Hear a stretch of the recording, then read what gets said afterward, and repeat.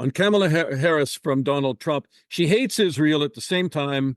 In her own way, she hates the Arab population because the whole place is going to get blown up. Arabs, Jewish people, Israel will be gone, said Trump last night.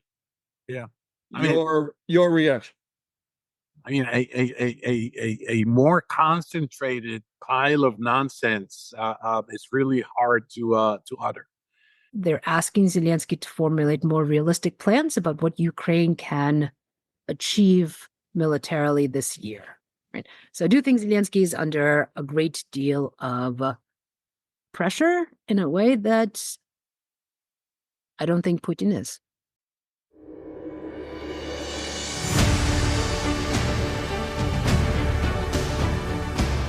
Hi, everyone, and welcome to another edition of Backstory. I'm Dana Lewis.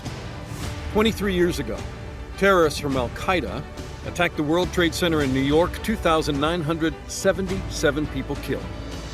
They also flew a plane into the Pentagon, hijacked and crashed another aircraft in Pennsylvania. As a news correspondent for NBC, within days I would pack my bag and head for Tajikistan and then on into Afghanistan to cover the beginning of the war on terror. Now, there is a war in Europe between Russia and Ukraine, started by Russia, and almost a year of fighting in Gaza between Hamas and Israel. Is there a way out of this escalating violence? Well, we speak to one of my favorites, Israeli Alon Pinkas, on Gaza and a possible wider Middle East war, and Masha Hedberg has just written a report on possible solutions to Russia-Ukraine. Alon Pinkas served as the chief of staff to two foreign ministers. He was a foreign policy advisor. Four? Yeah. They changed quickly. So I know, wait a minute now. You were for Ehud Barak and you were for Shimon Peres. What are the other two? Professor Shlomo Ben-Ami, who was foreign minister, and David Levy, who was foreign minister. I was chief of staff to all four. Wow. You've been on the government payroll for a long time. No, I told you, they changed quickly. Government's fault. Okay, thank you for setting me straight. You were also the consul general of New York City. I'm not redoing that intro. We're going to let it play the way it is. And I'm very impressed, especially on who some of these were. And we're very lucky to talk to Alon. Here's the quote, because you and I were just talking off camera about the debate last night. On Kamala Harris from Donald Trump, she hates Israel at the same time.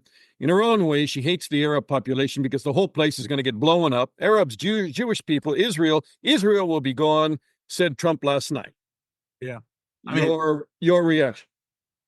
I mean, a more concentrated pile of nonsense is really hard to utter. He could have attacked her on the Biden-Harris administration's policy in the Middle East. He could have attacked her for being a progressive liberal who sides with the Palestinians, which is not true, but it would have been a legitimate line of attack. Instead, he went low because, this is what he does and this is who he is. She hates Israel. And if she's president, Israel will be gone. Israel will disappear. Israel will be annihilated in 2 years. So you let me jump in there. Who's he reaching out to? Is that evangelical voters, or where does he? I mean, they spin that all the time. A, evangelical voters. B, he's trying to make Israel.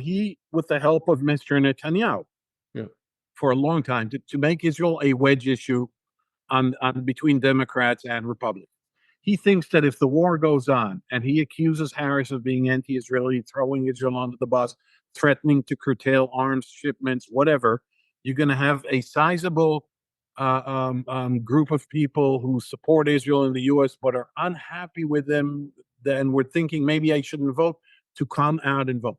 So you said Netanyahu does the same thing. They're creating this so-called wedge issue. And is that dangerous for Israel? Very dangerous. Netanyahu has been doing it for many years. I mean, he failed every time he tried to do so. But, you go back to March 2015, his speech in Congress against the JCPOA, the Iran nuclear deal, which essentially was a speech against Barack Obama. You go back to his courting of evangelicals during the Clinton administration.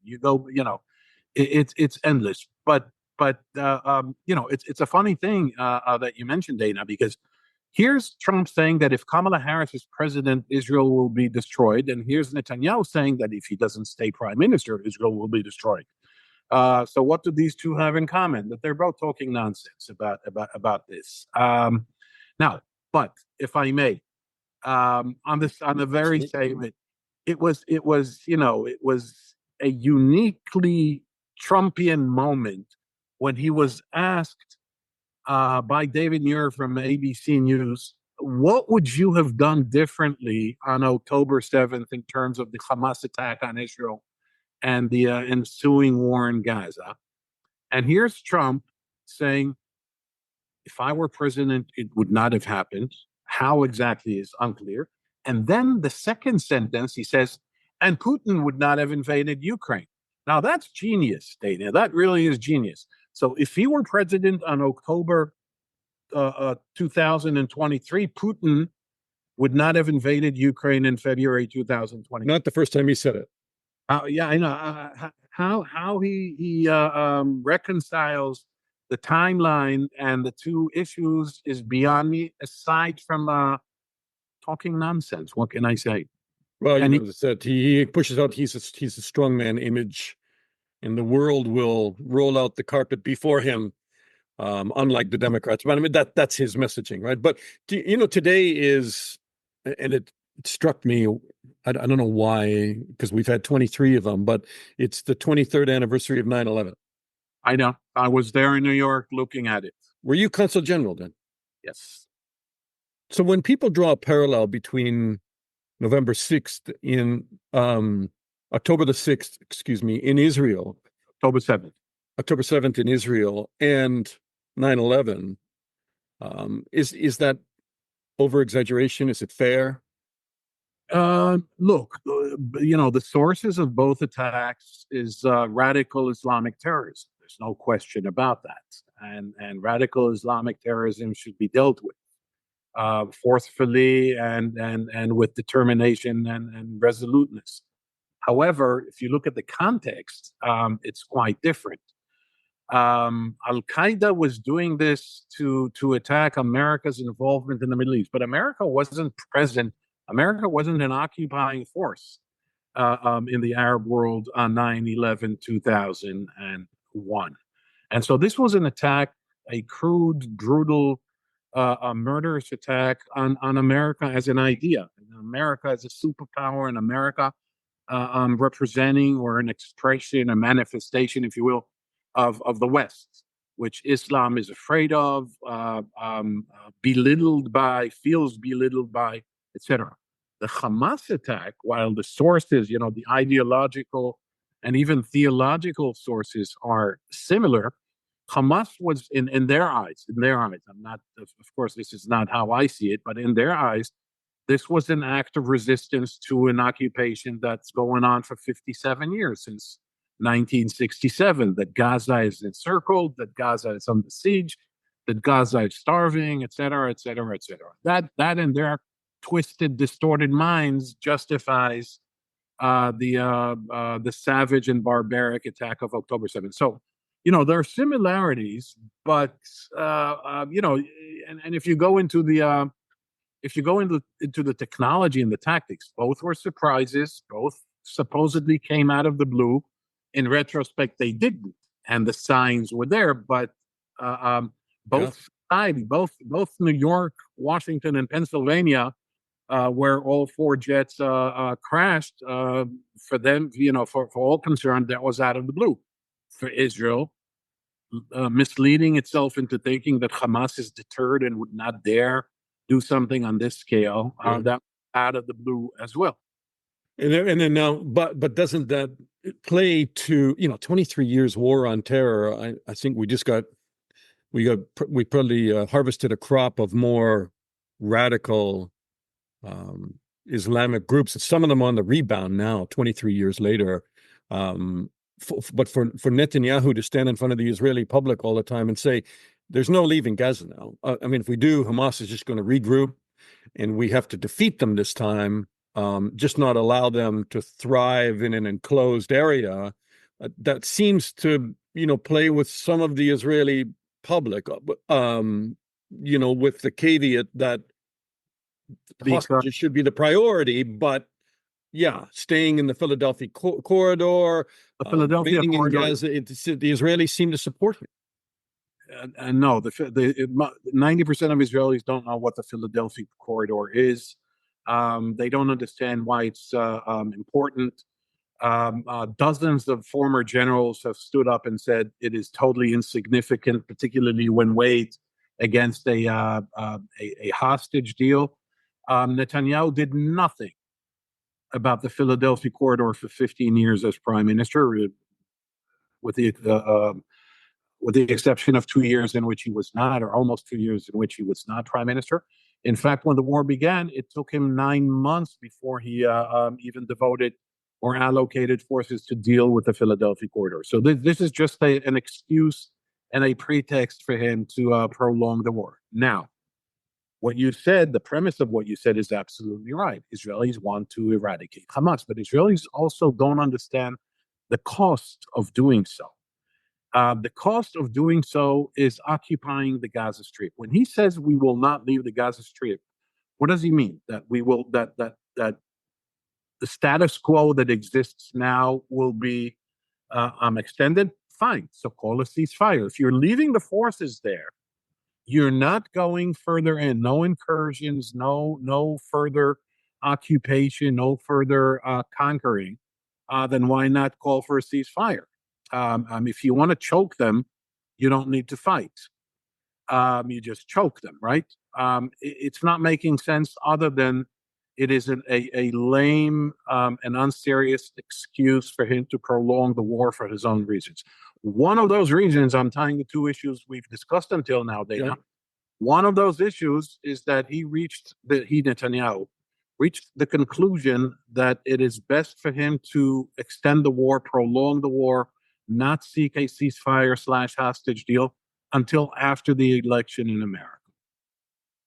He thinks this is his side of playing Israel as a wedge issue. Because the American election brings him? Well, he hopes Trump will win. He's not making a secret of that. By the way, if Trump wins and says to him, you have 2 weeks to end this war, he will end that war. But this is me speculating on speculation, about a conversation that's based on a speculation that. But he wants Trump because why? Then because the Republicans are not pushing a two-state solution. Because the Republicans don't give a damn about what's going on in the Israeli-Palestinian issue. All right, you've called Netanyahu a vile messiah. Yep. Leading a cult of death and lies. And a rogue prime minister is turning Israel into a rogue state. I mean, some of the articles that you write in Haaretz, you don't pull any punches, right? And do you actually, is that harsh on Netanyahu, or no? Is it in your reading of something else? You said that what he says in Hebrew and what he says in English are two different things. And to understand them, you should listen to his Hebrew.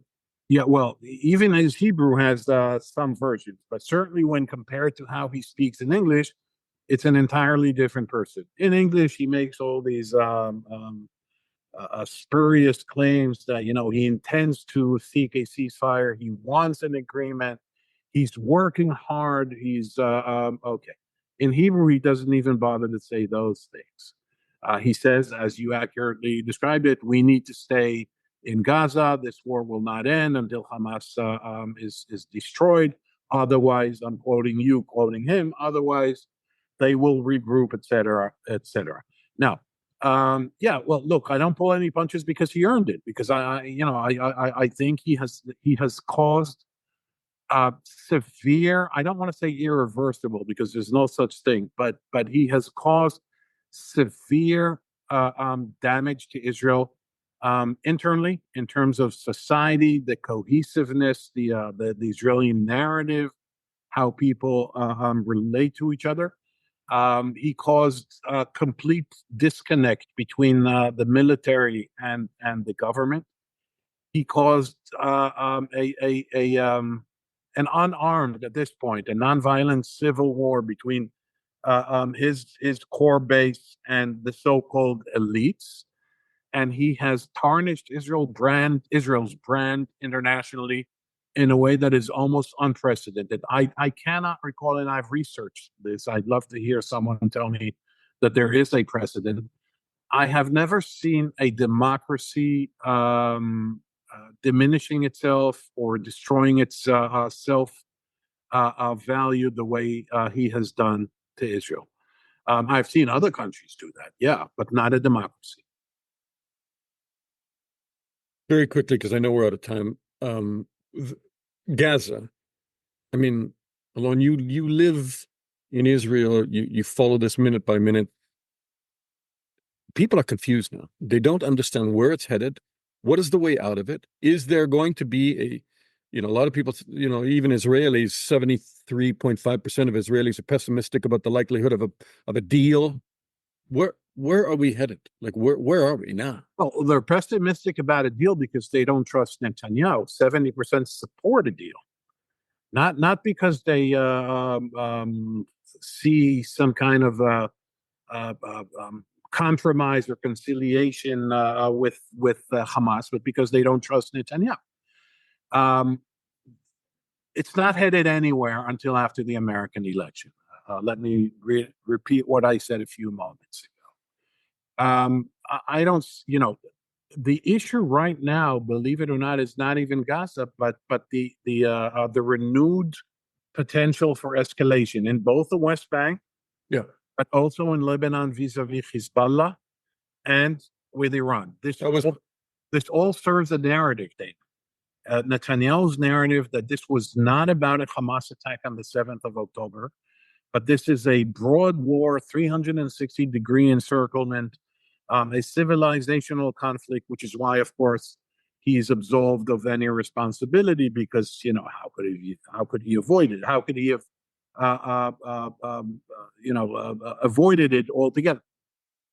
This is a false and flawed narrative. That's why I don't pull any punches with it. Are you concerned? People don't understand the difference. A lot of, like my friends wouldn't even understand the difference between Gaza and the West Bank, a lot of them. But I mean, I spent years as a reporter in the West Bank. A lot of it was secular, not very radical. Hamas was a minor group with the Islamic Jihad and others. I mean, the PLO dominated there. There were lots of moderates. This week alone, I mean, we've seen this fired up in Jenin and elsewhere. Are you worried about what the West Bank is becoming? Is it just becoming another Gaza right now and very quickly deteriorating? Yeah, I am. You're absolutely right. There's enough blame on both sides, and there's no point in relitigating the fact that there hasn't been a political process for over a decade. I mean, the last time anything was tried was when John Kerry was Secretary of State in 2014 and came here in what became an exercise in futility, trying to resuscitate some kind of a peace process, not even political process. Let's not even be pretentious and call it a peace process. And occupation remained intact, and settlements grew, and the military friction or interaction between Israel and the Palestinian population in the West Bank grew. Israel consistently and deliberately, by design, weakened the Palestinian Authority, which to begin with was sort of borderline dysfunctional with a lot of corruption there. But Netanyahu was happy to do his part. Netanyahu was happy. That's why, in his twisted logic, he even strengthened Hamas, because if you strengthen Hamas, by extension, you weaken the Palestinian Authority, and when you do that, when people pressure you, why not engage the Palestinians? He said, "Me, I want peace, but look at them. You can't talk to them. They're radicalizing as we speak. There's no one to talk." I said, "You know what? Fine, you're right. You're making a point. What is your alternative? Because see, here's the thing. What if the Palestinians renounce armed struggle and just ask to be annexed to Israel? You want us, you have us. One binational state. We're just asking for one thing: one man, one vote. We want be enfranchised. We don't want a Palestinian state. You've turned the Palestinian state into a impossibility, something that's unfeasible and not viable. Right. Israel would never go along with that. Well, what would Israel do then? My point is, We don't want you. if you don't want us, then get the hell out. But here's my problem with Mr. Netanyahu. I can understand his reservations, fears, and anxieties over a Palestinian state. Truly, I can. If not a Palestinian state, what then? Because in 15 years in power, not once did he come up with an idea. Not once. Does Alon Pinkas have Yeah, a solution? There are various solutions out there. We could shoot them down, and confederation between Israel, Jordan, and the Palestinian entity, a Kosovo-like NATO protectorate, a state in the making, a gradual state in the making. Without maybe not an armed state, maybe don't control the borders. They won't. No control of demilitarized without any control of the borders. Right. You don't touch Jerusalem in the next 5 years. The issue of Jerusalem. Mm-hmm. There are a lot of ideas that can be entertained, or at least be a platform on which you can develop some kind of a process. You don't have to have the exact detailed nuts and bolts level end results in front of you. Let's start with this. He hasn't done any of that. Right. Now, so the key is, and correct me because what do I know? But the key is, if you actually had a sincere government that wanted to resolve the Palestinian issue with the Palestinians, yep. There are Palestinian moderates out there that you can talk to, and you could probably come up with a lot of the solutions are already known. I mean, that's my point. This is not reinventing sliced bread. This is not, a eureka moment. Oh, here's a solution no one ever thought, or a modality that no one ever thought. It's all there. You need to, you need more of the same is bad. So triangulate. Take a little from here and a little from here and a little from here. But for that, you need some kind of a vision and goodwill. Neither side has those.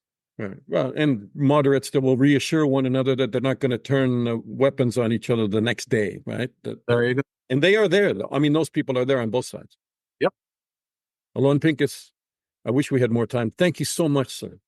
My pleasure, Dana. Thank you. Masha Hedberg is an assistant professor of political science at Colgate University, and she joins me now from New York. Hi, Masha. Great to meet you. Good morning, Dana. Good to meet you. Oh, so I'm look, sorry. everybody increasingly is talking about peace between Russia and Ukraine, not because there appears to be a promise of peace, but because this war has been dragging on now into its third year, and people are looking for pathways to peace. And that was all what you have written about and documented and given a lot of great background on the report that you've written. And that's why I wanted to interview you. So what struck me that I really didn't understand until you kind of wrapped it up for me is that there have been already some 25 proposals on ending the fighting. Am I overstating that number?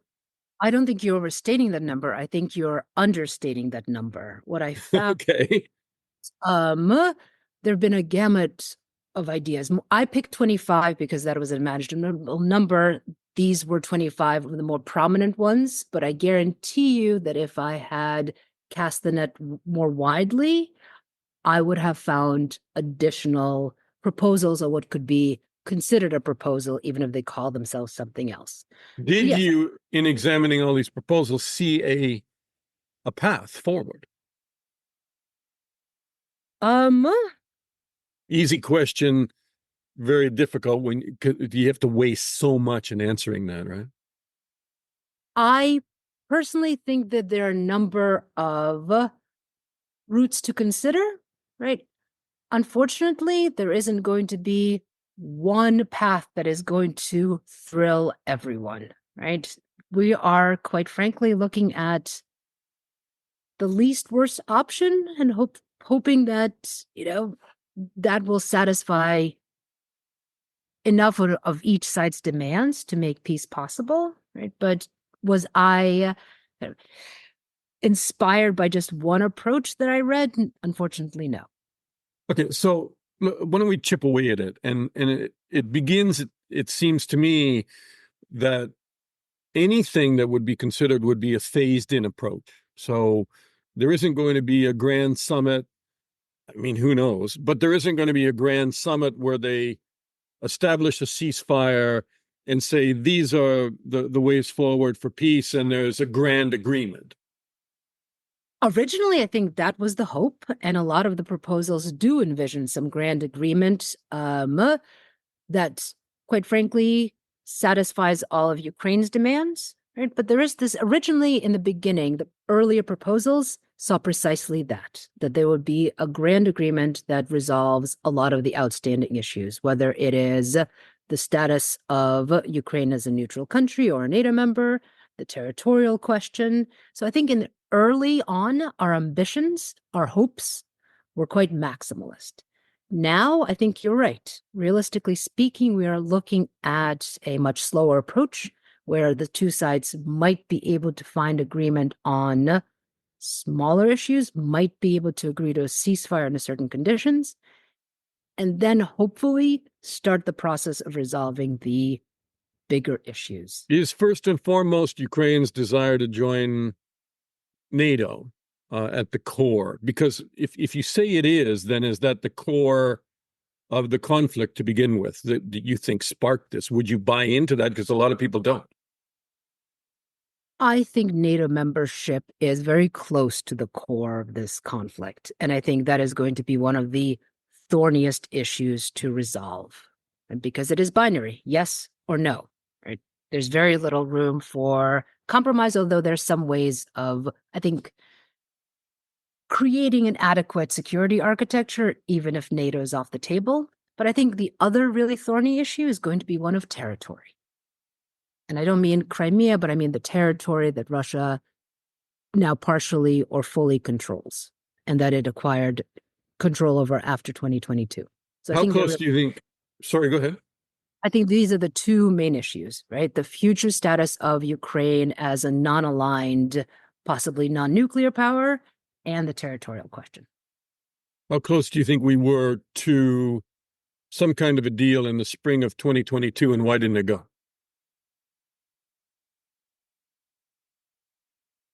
There are credible reports that say that the two sides were closer to a deal that might have halted the fighting at that point. I was not there, but given the recent reporting, given the documents that I've read, it seems that a deal might have been possible. But remember, at the time, things were moving so quickly, right, that it's really hard to say. The deal could have been broken off at any point. Right? But I do think the two sides had agreed, well, one, to keep Ukraine neutral in return for very, very strong security guarantees by some big international players. And what's interesting, the two sides had agreed to postpone the question of territory to later negotiations. So already you see that the idea that we can't resolve all issues at the same time is kind of prominently on display. Okay, in terms of an armed Ukraine, the deal was that Ukraine would lay down its arms, become a neutral state, maybe disarm altogether. I mean, it seems like we're just so far beyond that now. The suggestion that Ukraine would ever now give up its arms and demilitarize is pretty far-fetched. Would you agree? I would agree. I think right now we are very far-fetched, and the kind of limits on Ukraine's military that Russia wanted back in 2022 no longer seem feasible. But you can think of that's another thorny issue that will have to be confronted is, how do you create a Ukrainian military that is kind of strong enough to withstand any future aggression, or at least deter any future aggression, while also kind of getting Russia to agree to those kind of much higher limits on Ukrainian reserves, firepower, military in general. I mean, that gets pretty complicated, right? I mean, we can spend a lot of time talking about it or not, but I think if you're going to start talking about an armed Ukraine, but it would only be a defensive force, then you start getting into all sorts of long-term negotiations about the kind of weapons it would have. Could they reach Russia? Medium-range missiles, short-range. I mean, those negotiations could take years. I mean, they're very complicated. Those negotiations could take years, but what was interesting is to see that a number of proposals, particularly recent ones, have begun to consider, right, precisely those questions, right? That if Ukraine agrees to some limits on its military, then Russia would also need to agree not to position troops, right? With the border of Ukraine, there have been some ideas about who would be a credible monitor. So we're kind of getting to the idea that to get peace, we have to resolve both the big issues, but probably start smaller and then build up to, heck, what happens to Crimea. And Ukraine you discuss this in what you've written, but I mean, many other people have talked about it as well. That, okay, so if you want the fighting to stop and you don't want Ukraine in NATO, then what does Ukraine get in return? And what they would want are security guarantees. And the only way those guarantees mean anything, it can't be a promise between Russia and Ukraine. Then you have to have, people like maybe Turkey, the United States, different countries in Europe that would guarantee the security of Ukraine if Russia were to rearm, regroup, relaunch a war. So in a way, there's a bit of smoke and mirrors there on, okay, if Ukraine was to shelve NATO membership, if, they would in fact probably have security guarantors that are in NATO. Fair enough? Fair enough. I think that's what a lot of the plans suggest, that then the United States, the EU, perhaps other NATO members would be the major guarantors. There have been also some proposals that it would just be the EU, that one of the things that if NATO membership is off the table, EU membership is certainly still on the table. Mm-hmm. And say that we forget that EU membership also comes with some security commitments. I'm not sure that would be satisfying to Ukraine. Can you fill that out a bit? I mean, that's a new one on me. What would be the security commitments if you're a member of the EU? If there's a European army formed, you mean? Well, there's this less known stipulation that EU members have to come to the defense of other EU members in case of aggression, right? Obviously, the question is, do they have the capacity to come to each other's aid without the aid of NATO, right? But there is some idea that there are also security obligations as part of the EU membership. They're not well developed, but... Interesting.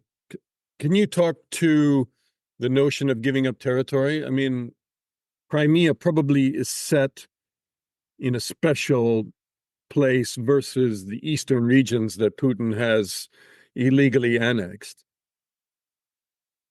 I think Crimea is set. I cannot envision a realistic scenario under which, right, Russia gives up Crimea, right? But there was this idea, at least in the early attempts at negotiation in 2022 and spring 2022, where Ukraine seemed to suggest that Crimea could be subject to future negotiations, and Russia seemed to agree. Whether we believe this or not, but there was this it was set down in writing that, all right, we can negotiate over Crimea, which at the time seemed like a surprising concession by Russia. Right? But let's say Crimea is off the table. What happens to the territories that Russia now partially or wholly controls? Some different ideas. I think the more plausible one is that,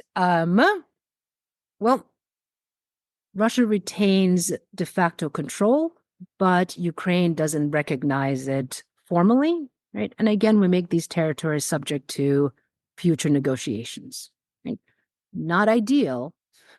Yeah, not ideal because it's not a frozen conflict in the sense that then Russia continues to educate, to absorb those people from those regions to the point that they would never want to return to Ukraine. That would be Ukraine's argument, right? So, well, some people argue that in return, Ukraine gets to join the EU, or, the idea is this: what is negotiable, what is not? Some people propose that territory is negotiable, Ukraine's status as an independent sovereign nation is not, right? So you might be able to, or the argument is that Ukraine should be willing to temporarily cede control, but not, formally renounce those territories, develop, grow, further democratize, right? And then who knows what happens in 10 years, right? A lot can happen in 10 years, 15 years. Right? Again, it's not a proposal that's going to be loved by anybody, right? But it is, again, a proposal that's been put out there for consideration because the alternative is continued fighting, right? But it's not clear that continued fighting will help resolve the territorial issue either. why not a kind of North-South Korea armistice where stop shooting, everybody moves back 2 kilometers, and we freeze the conflict? What is wrong? Is that practical at all, or what do you think is wrong with that? Actually, there has been one proposal that says that this is a good model to follow, right? That right now the United States and allies arm Ukraine as much as possible, right, in order to put it in a good position. But eventually we will end up with a negotiated armistice. So we fight and talk, right? And at some point, right, when both sides decide that the fighting is no longer worth it, we freeze the conflict along whatever line, whatever battlefield line exists at the time. Right? And I have heard a number of people say this is possibly the most that we will get, right? So North and South Korea have signed an armistice. The armistice has held for decades, but technically they're still at war. I think the big difference between that example, And you can't exactly call that a success story either, because they seem like they're on the verge of war at different times. I think that's why people often say that an armistice is not only unideal but unstable. Yeah. Right? That you don't want perpetual tensions on the border between Russia and Ukraine, right? This will not only destabilize that region, but will have spillover effects on Europe, right? But is it better than continued fighting that just causes more death and destruction? People take different sides on that one, right? But I think the difference between North and South Korea then and Ukraine and Russia now is that, remember, North and South Korea, we had a bipolar world, right? We had the United States and we had the Soviet Union. Right? And right now, right, there aren't two other big players that can restrain the two belligerents. That no longer exists. So you've discussed a lot of the stated, it's the stated philosophy of a lot of different people in Europe and in the US that, and probably in Russia too, that, all this talk doesn't matter. What really matters is what happens on the ground. And if you're able to drive your argument on the ground, if you're able to take territory, that's the most convincing negotiating position of all. The difficulty is that it doesn't seem to be very conclusive on either way. Yes, I think why we haven't seen credible negotiations is both sides still think they can make decisive military gains that then skew the negotiations in their favor. But we've also seen the past 2 years where decisive military victories have become few and far between, right? Yeah. Making these halting, grinding advances. Mhm. Right? Ukraine, for a while, was in largely kind of a defensive posture, obviously before Kursk, right? So Ukraine is still capable of military surprises. And I think both sides still think they can win the argument through military means, right? And we're probably going to see this for another year. But I think it's becoming clear and clear that both sides are very capable of inflicting damage on each other. But, militarily, I don't see Ukraine capturing all the territory that Russia has gained since 2022, right? But we also don't see Russia marching again on Kiev and this time taking it by force. Right, but Ukraine argues, bringing the war home to Russians will convince Putin that he's got to stop the fighting. How much stock do you put in that when you see them, even this week, firing drones into Moscow? They hit an apartment building, hitting gas plants, trying to strike at airports and freezing airspace over Russia, increasingly having long-range missile capability and drone capability that reaches pretty deep, 1,800 kilometers inside Russia. I agree, but it does reach pretty deep. Those kind of attacks within Russia have increased, but I don't see Ukraine having enough drones military capacity to really shift the calculus in the Kremlin, right? Like if you think about something like the Kursk incursion, daring, well planned, really well executed. But what did it change? What did it change? It certainly didn't change the way that the people in the Kremlin or the Russian Defense Ministry have thought about their plans for further gains in eastern Ukraine. And I don't see the Russian leadership changing course unless, Ukraine can really inflict like serious, decisive damage. And I think the potential for that is more limited than. Can you quickly give me your thoughts on leadership? Both, we often talk about leadership in the Kremlin and how long President Putin can remain in power and how long will he and who will succeed him. But we often don't pay much attention to the Ukrainian leadership. And there have been a lot of internal changes recently. And I think there's a lot of things that are not being spoken about in terms of Zelensky's leadership and those around him, and how Ukrainians might be feeling about getting, worn down and tired. And how long is this going to go on? I mean, they certainly seem committed, and it's their country to defend, but there's pressure on both leaderships. Do you agree? I think there's more pressure on Zelensky than there is on Putin, just by the nature of the politics in those countries. Right? Mm-hmm. I think Zelensky is under a great deal of pressure, but not just from the Ukrainian public. I think Zelensky is under a great deal of pressure from other Western governments. Right? What we see just right now, I think U.S. Secretary of State Anthony Blinken and the UK Foreign Secretary are visiting Kiev, right? And again, from what we've read, they're asking Zelensky to formulate more realistic plans about what Ukraine can achieve militarily this year, right? So I do think Zelensky is under a great deal of pressure in a way that I don't think Putin is, right? But in terms of the Ukrainian public, yes, every indication is that people are tired. People are weary of the war. People want to return to normal life. And that is exactly how you would expect people to be, right? We all like our normal life. But it is also interesting that when you look at opinion polls, still a majority of Ukrainians do not support a negotiated settlement, right?